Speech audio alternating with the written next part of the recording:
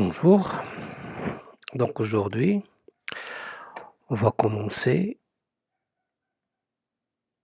la partie définition et concept de base. On va parler un petit peu de travail et de la chaleur, comment on peut calculer ces deux grandeurs physiques et comment on peut aussi les mesurer.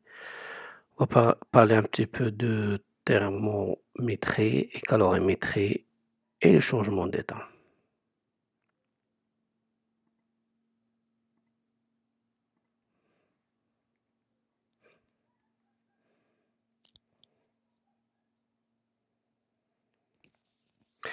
Donc voici le plan de cette partie du cours. On va parler un petit peu de la notion du système, c'est quoi un système. On va parler aussi de l'évolution d'un système, lorsqu'il passe d'une étape à une autre étape, ou bien d'un état à un autre état. Comment décrire l'équation du système, et comment on peut représenter graphiquement l'évolution du système.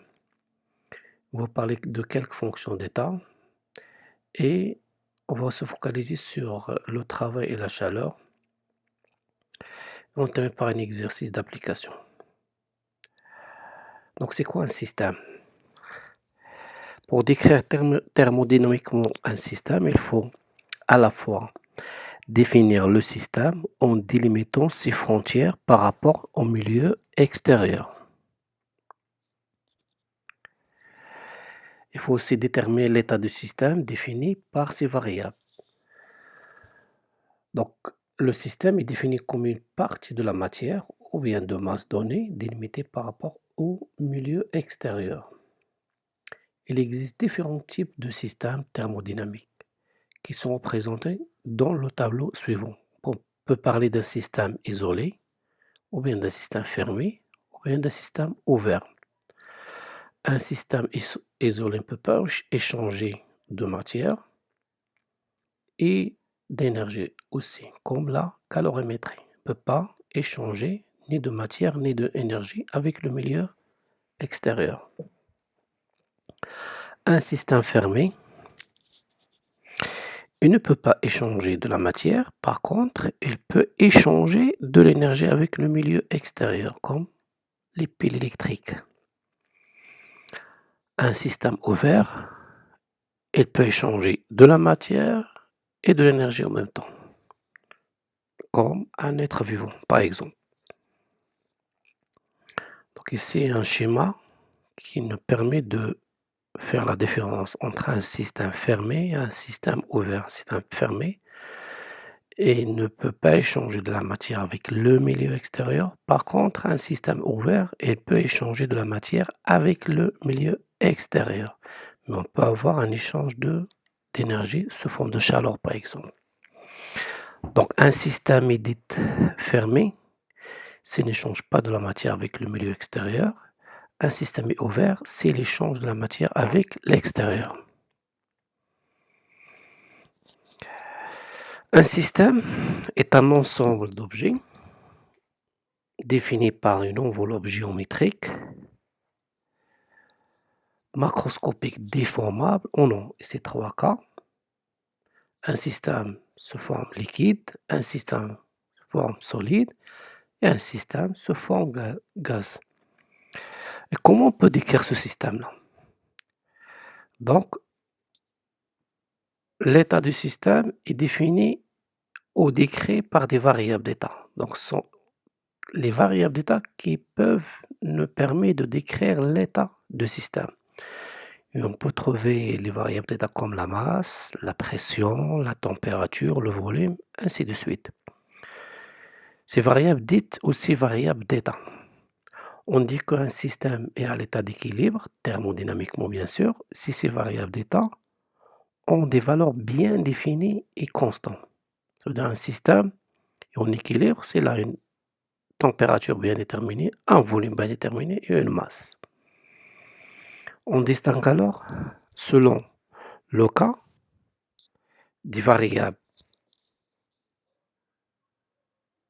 aux grandeurs thermiques, comme la pression, le volume, la température, ou calorifiques, comme l'énergie interne, l'enthalpie, le travail, la chaleur et l'entropie. et les variables extensives, comme la masse, le volume, l'énergie interne. Donc, il y a des variables intensives et extensives, comme la masse, le volume et l'énergie interne. Donc, ce sont des variables extensives et des variables intensives comme la pression, la température, etc. Donc, on a déjà vu la différence entre les variables intensives et extensives dans le premier cours. Donc, l'évolution du système. On dit que le système se transforme ou change d'état en passant d'un état d'équilibre A à un autre état d'équilibre 2. Ça veut dire, par exemple, un état d'équilibre, elle a une valeur de pression, de température, de volume bien déterminée. État A et un autre état d'équilibre. Aussi, il a une valeur de pression, de température, de volume bien déterminée. Sous l'influence des changes au transfert d'énergie, cette énergie peut être chaleur ou bien travail, entre le système et le milieu extérieur, c'est-à-dire le système et le milieu extérieur, le système évolue et les variables d'état du système sont modifiées, changées.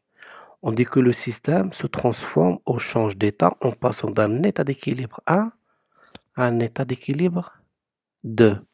Ce qu'on appelle, c'est l'évolution. Et cette évolution peut avoir lieu en changeant ces variables d'état. Et pour cela, on a besoin d'énergie. Soit on cède de l'énergie ou bien on reçoit de l'énergie. Le passage de l'état 1 à l'état 2 se déroule en échangeant, en général, hors équilibre, et on distingue alors soit une transformation réversible ou bien une transformation irréversible. Donc le passage de l'état d'équilibre 1 à l'état d'équilibre 2 se déroule en général hors équilibre. On distingue alors deux transformations, soit une transformation réversible, transformation réversible de l'état 1 à l'état 2, en passant par des étapes intermédiaires, ou bien une transformation irréversible, pour le cas A, en passant de l'état 1 à l'état 2 d'une manière directe. La réversibilité de transformation exige que le système passe par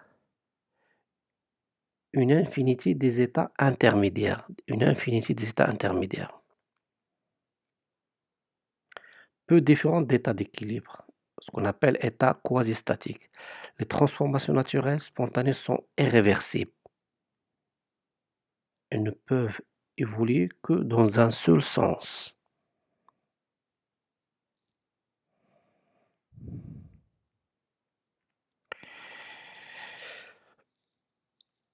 L'équation d'état.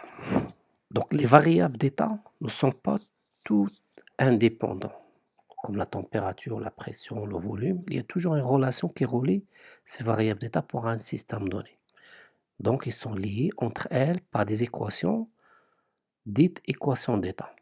Par exemple, pour le cas d'un gaz parfait, l'équation d'état qui décrit un gaz parfait est comme suit.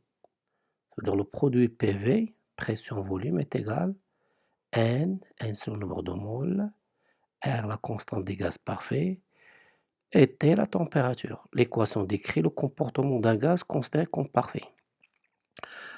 Une autre équation pour le cas d'un gaz réel, ou bien d'un gaz de type Van der Waals, ici il manque un V, Van der Waals, c'est un gaz réel dans lequel il y a une relation entre la pression, le volume et la température.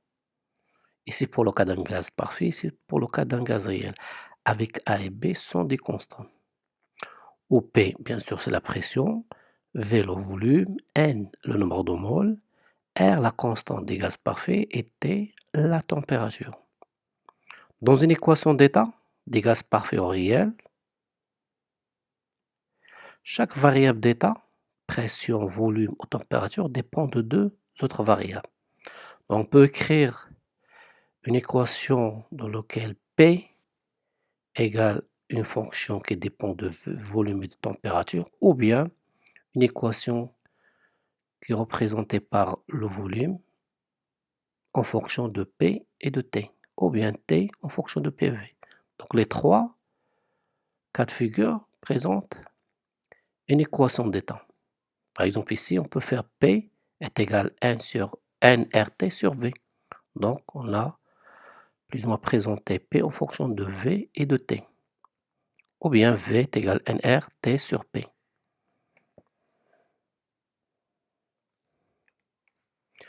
Donc comment on peut représenter graphiquement l'évolution du système s'il passe d'un état thermodynamiquement stable à un autre état thermodynamiquement aussi stable. Donc il y a des diagrammes qui nous permettent de bien représenter ces évolutions. La variation d'état du système à la suite d'une transformation sont représentées dans divers diagrammes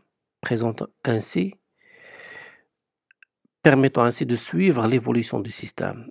Et c'est le cas du diagramme de Clapeyron qui nous permet de présenter l'évolution du système par rapport aux pressions, au volume.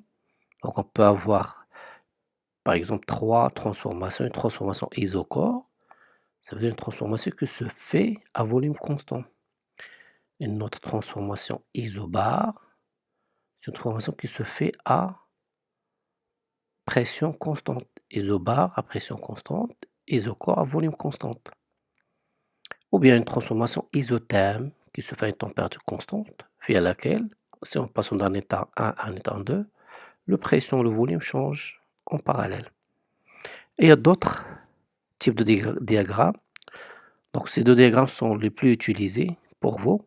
Il y a un autre type de diagramme, ce qu'on appelle le diagramme isentropique ou bien adiabatique, via lequel on peut présenter la variation de T en fonction de S. T c'est la température et S l'entropie. Si on a une transformation isotherme, donc c'est une transformation qui se fait à température constante. Si on a une transformation qui se fait à une entropie qui est constante, ce qu'on appelle une transformation isentropique.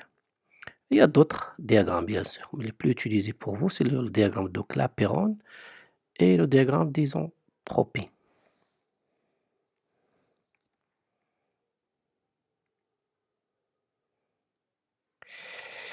Le but de la thermodynamique est l'étude des propriétés des systèmes et leur évolution en fonction des échanges d'énergie avec le milieu extérieur. Donc un système peut échanger avec le milieu extérieur de l'énergie, soit sous forme de chaleur ou bien sous forme de travail. Donc si elle gagne de la chaleur a un signe positif. Si elle cède, la chaleur a un signe négatif. La même chose pour le travail. Donc chaque système a un certain contenu en énergie sous forme d'énergie mécanique, cinético-potentielle à l'échelle microscopique. Les énergies travail et la chaleur reçues par le système sont positives et effectuent de signes positifs. Les énergies travail et chaleur cédées par le système ont un signe négatif.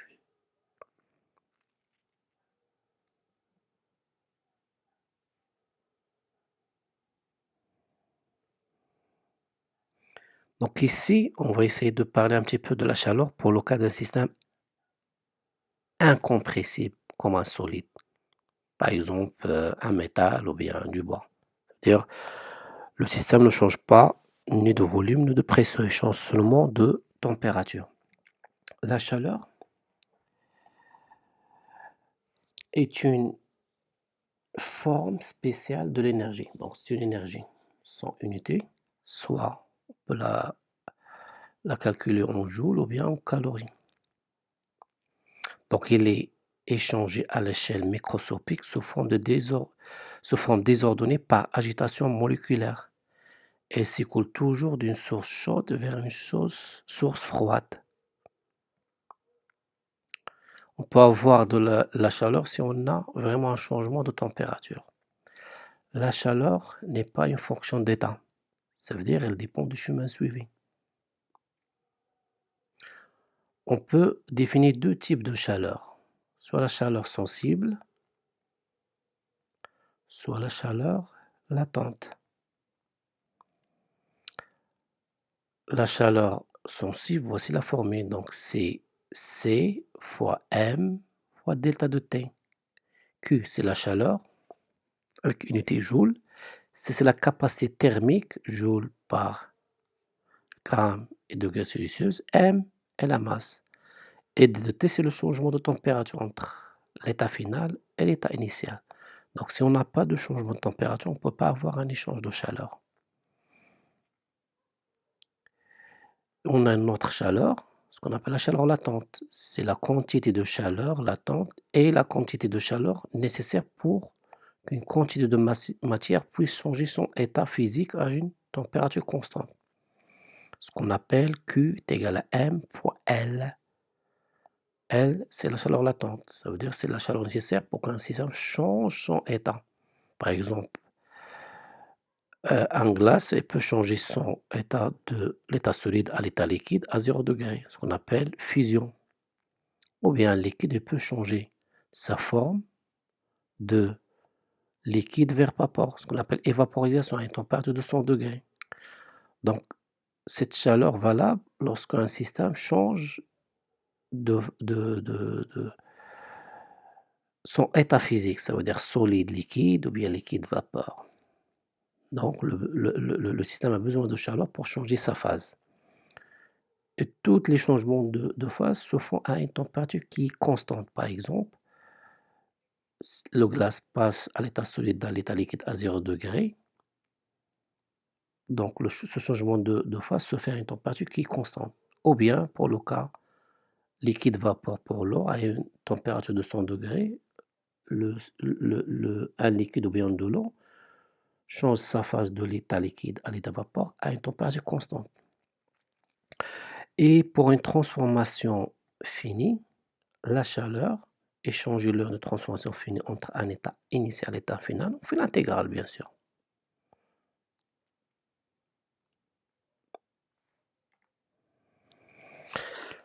Et comment on peut mesurer expérimentalement la chaleur? Par la calorimétrie.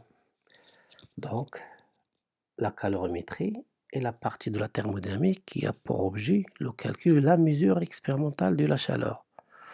Donc, voici le schéma d'une calorimétrie. Donc, il y a un agitateur qui nous permet de mélanger ce qui est à l'intérieur du calorimètre. Il y a bien sûr un thermomètre qui nous permet de mesurer la température et un tension servant à déclencher la réaction. Il y a bien sûr des parois pour isoler ce qui est à l'intérieur du calorimètre par rapport au milieu extérieur pour ne pas avoir un échange de chaleur. Donc, le calorimètre est un dispositif permettant d'obtenir un système thermodynamique isolé. C'est-à-dire qui n'échange aucune énergie avec le milieu extérieur, ni travail, ni chaleur. On peut avoir un échange de chaleur ou bien de travail, mais à l'intérieur du calorimètre. Mais vis-à-vis l'extérieur, il n'y a pas de changement, de change, ni de travail, ni de chaleur. C'est pour cela, pour le cas d'un isolement thermique, on parle de la sommation du Q est égale à 0. Ça veut dire tous les changements, tous les échanges de chaleur se font à l'intérieur du calorimètre. Donc les mesures calorimétriques permettent de déterminer les quantités de chaleur spécifiques, les chaleurs latentes et les pouvoirs calorifiques. Et comme ça, on peut mesurer et calculer la chaleur. C'est un exemple. Si on mélange de l'eau à 20 degrés et de l'eau avec la même quantité à 60 degrés, donc on a deux quantités d'eau avec deux températures différentes. Donc on peut avoir un échange de chaleur entre les deux quantités d'eau. La question ici, c'est calculer la température d'équilibre si on considère que le mélange est un système adiabatique. Ça veut dire système adiabatique, ça veut dire qu'il ne change pas de chaleur avec le milieu extérieur.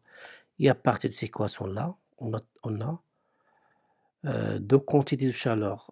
La quantité de chaleur échangée pour le système A, de masse M1, température initiale 20, température finale donnée. Et le système M2 de masse M2 et de température initiale 60. Et de température finale, c'est la température d'équilibre. Et comme ça, on peut décrire une équation dans laquelle on peut trouver seulement un seul inconnu, et comme ça on peut déterminer cette température. Mais d'une manière générale, pour des systèmes compressibles, comme un gaz ou bien un liquide, voici les 3 formules pour calculer la chaleur. Bien sûr, pour une transformation infinitésimale réversible, on a dQ est égal à la masse CV dt plus L dV, ou bien dQ mCp dt plus H dP, ou bien dQ est égal à lambda dV mu dP, avec LH et mu et lambda sont des coefficients calorimétriques définis par ces formules-là. Il y a une relation qui relie ces 3 coefficients. Donc on va voir ça dans les travaux de régime. Comment trouver cette relation entre les 3 coefficients calorimétriques. Et bien sûr, Cp et Cv sont respectivement les chaleurs massiques à volume constant et à pression constante. Et c'est quel cas particulier pour une transformation isochore, ça veut dire une transformation qui se fait à volume constant, donc d de V est égal à 0, donc d de Q est égal à mCv dt. Et comme ça, on peut déterminer Cv, c'est la quantité de masse par la température à volume constant. Pour une transformation isobare, ça veut dire une transformation qui se fait à pression constante, d Q est égal à mCp dt. Et bien sûr, pour une transformation adiabatique, donc d de Q est égal à 0. Ça veut dire qu'il n'y a pas d'échange de chaleur. Et pour un système incompressible, ça veut dire le système ne change pas de volume ni de pression, comme un métal. D de Q est égal à m de T.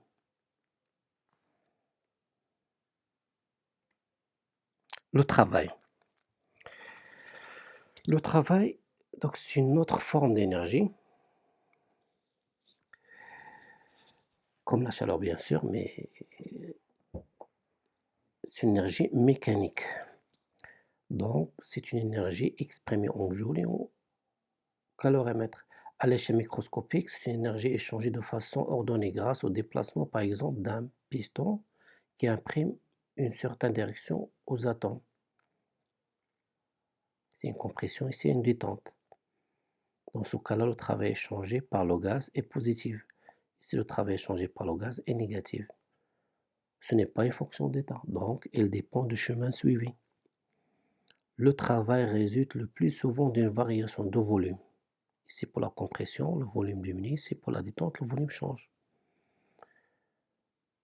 D'un système déformable, ça veut dire déformable, qui peut échanger de volume en faisant une force mécanique. Par exemple, le cas de déplacement d'un piston, ici. Donc la variation de travail est égale à moins P de V. Donc le travail dépend de pression et dépend de variation de volume. Ce qu'on appelle le travail élémentaire. Pour une transformation fine, entre un état initial bien sûr, thermodynamiquement stable, un autre état final thermodynamiquement stable, donc c'est moins l'intégrale de l'état 1 à l'état 2 de P dV. Dans ce intégral, on peut voir que le travail dépend de volume et de pression.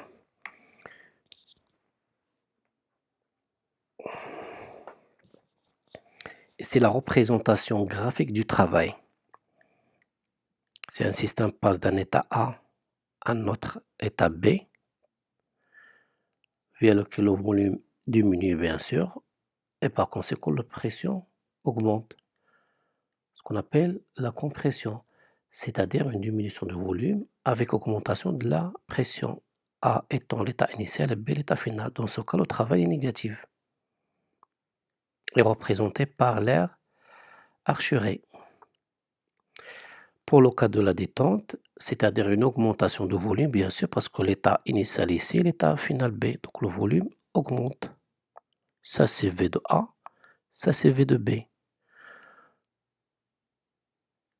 C'est-à-dire une augmentation de volume avec une diminution de la pression à l'état A étant l'état initial et B étant l'état final. Dans ce cas, le travail est positif, est négatif, désolé. Ici, c'est le travail positif, désolé pour cette erreur. Et c'est le travail, c'est négatif. Voici quelques cas particuliers, comment on peut calculer le travail pour le cas d'une transformation isobar, ça veut dire une transformation qui se fait à pression constante, une transformation isotherme, une transformation isochore. Isotherme, ça veut dire à température constante, isochore, ça veut dire à volume constant. La plus simple, c'est la transformation isochore qui se fait à volume constant. Et c'est la formule générale du travail. Donc, c'est moins l'intégrale de P d dV. Si on a une transformation isochore, ça veut dire que ça se fait à volume constant. Bien sûr, le travail est égal à 0 parce que dV est égal à 0. Parce que V, c'est constant. Pour le cas d'une transformation isobar, ça veut dire P constant, on peut faire sortir la pression de l'intégrale. Et l'intégrale de dV, donc c'est le volume à l'état final moins le volume à l'état initial. Donc ça, c'est le travail pour le cas d'une transformation isobar. Et ici, pour une transformation isochore pour le cas d'un gaz parfait. On va voir ça dans les travaux des régies. Donc la formule générale pour calculer le travail, c'est celle-là. Et c'est pour quel cas particulier. Donc la prochaine fois, on va voir le premier principe de thermodynamique. Au revoir et bon courage.